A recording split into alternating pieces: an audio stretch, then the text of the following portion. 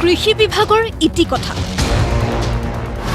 ৰাজ্যৰ উদ্যান শস্য সঞ্চালকালয়ৰ নিত্য নতুন তথ্য পোহৰলৈ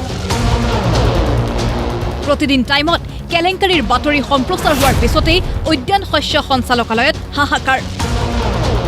বাতৰি সম্প্ৰচাৰৰ পিছতেই মৰিগাঁৱলৈ ফিল্ড ভিজিটৰ বাবে ঢপলিয়াই গ'ল নডেল অফিচাৰ মালা বৰা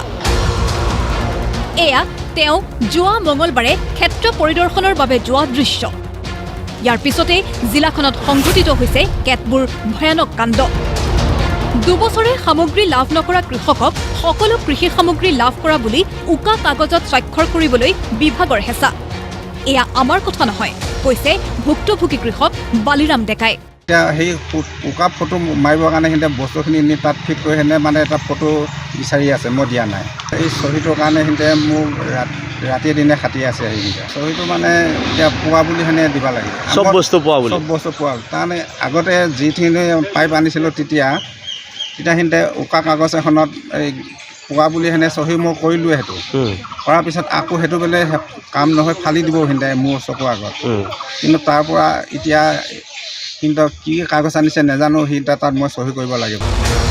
এইজন বালিৰাম ডেকাৰ নামত 2022 চনতে 1 হেক্টৰ ভূমিৰ বিপৰীতে 1,25,000 টকাৰ কৃষি সামগ্ৰী প্ৰদান কৰা দেখুওৱা হৈছিল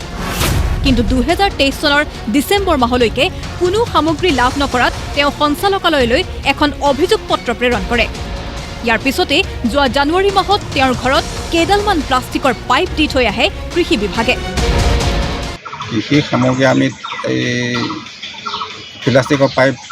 20ডাল 23ডাল পাইছোঁ হেৰি 23ডাল তাৰে 3 ইঞ্চি 3ডাল 2.5 ইঞ্চি 20ডাল তাৰপৰা গোল পাইপ পাইছোঁ 4টা লোৰা তাৰপৰা ষ্টেনৰ পেক 2টা পাইছোঁ এতিয়ালৈকে ব্যৱহাৰ কৰা নাই নেকি ব্যৱহাৰ এতিয়া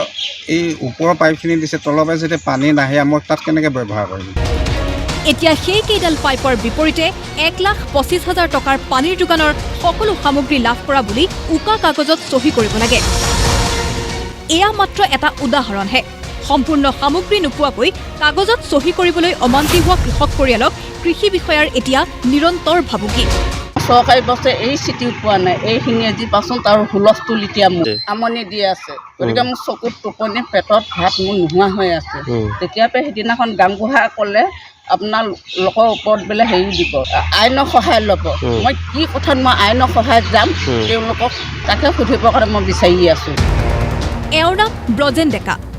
এওঁৰ নামতো 2022 চনতে 1,25,000 টকাৰ সামগ্ৰী প্ৰদান কৰা দেখুওৱা হৈছিল কিন্তু কৃষি বিভাগে তেওঁক কি দিলে জানেনে মাত্ৰ 20 ফুটীয়া 30ডাল প্লাষ্টিকৰ পাইপ ইয়াৰ বিপৰীতে তেওঁৰ পৰা 5,500 টকা আদায় কৰিলে বিভাগে কিন্তু টকা লোৱাৰ ৰচিদ নিদিলে মই আপোনাৰ পাইপ পাইছিলোঁ 30ডাল 20 ফুটি পাইপ আৰু ষ্টিক পাইছিলোঁ 5ডাল ইমানে আৰু দুটাই পাইছিলোঁ মেচিন চেচিন একো নিয়া মেচিনো দিয়া নাই একো নাই এইটো আনিবৰ কাৰণে আপুনি কিমান পইচা দিবলগীয়া 5,500 টকা দিছিলোঁ পইচাটো কাক দিলে তিনিজনমান ল'ৰা আছিলে তেওঁলোকে ৰিচিপ্ট দিয়া নাই কিন্তু আমাক ৰিচিপ্ট দিয়া নাই হয় মায়ঙৰ এইগৰাকী কৃষকৰ নাম বুদ্ধি ডেকা 2022 চনতে তেওঁৰ নামতো সামগ্ৰী আবণ্টন হৈছিল কিন্তু আজি পৰ্যন্ত তেওঁ একোৱেই নাপালে চৰকাৰীভাৱে যে পাইপ আৰু কিবা কিবি যোগান ধৰাৰ কথা আছিল আপোনাৰ নামত সেইখিনি পালে নে নাই নাই পোৱা নাই এতিয়ালৈ তালিকাখনত নাম আছে আপোনাৰ তালিকাখনত নাম আছে আপোনাৰ পাইপ কেৱল আকৌ যিটো লগত অহা সামগ্ৰীখিনি গোটেইখিনি দিয়াৰ কথা কৈছে কৃষি বিভাগত সংঘটিত এই কেলেংকাৰীৰ বিৰুদ্ধে তীব্ৰ প্ৰতিক্ৰিয়া প্ৰকাশ কৰিছে বিধায়ক অখিল গগৈয়ে সমগ্ৰ কেলেংকাৰীৰ CBI তদন্তৰ দাবী বিধায়কগৰাকীৰ এই যিটো 400 কোটি টকাৰ যিটো কেলেংকাৰীৰ কথা পোহৰলৈ আহিছে এই বিষয়টোৰ ওপৰত CBI তদন্ত ঘোষণা কৰিবৰ কাৰণে আৰু এই ব্যৱস্থাটোৰ ওপৰত কঠোৰ ব্যৱস্থা গ্ৰহণ কৰিবৰ কাৰণে দাবী জনাইছোঁ এইটোক লৈ কোনেও আন্দোলন কৰিবলগীয়া পৰিৱেশ নাহে এইটোক লৈ যাতে বিধানসভাত হুলস্থুল কৰাৰ পৰিৱেশ নাহে মই চৰকাৰক অতি সোনকালে এই বিষয়টোৰ ওপৰত হস্তক্ষেপ কৰি বিহিত ব্যৱস্থা গ্ৰহণ কৰিবলৈ দাবী জনাইছোঁ আৰু যদি ইমান 400 কোটি টকাৰ কেলেংকাৰী সংগঠিত হৈছে কৃষি মন্ত্ৰীও শান্তিত থাকিব নোৱাৰিব মায়ঙৰ পৰা নজৰুল ইছলামৰ সহযোগত গুৱাহাটীৰ পৰা যদুমণি শইকীয়াৰ ৰিপৰ্ট প্ৰতিদিন টাইম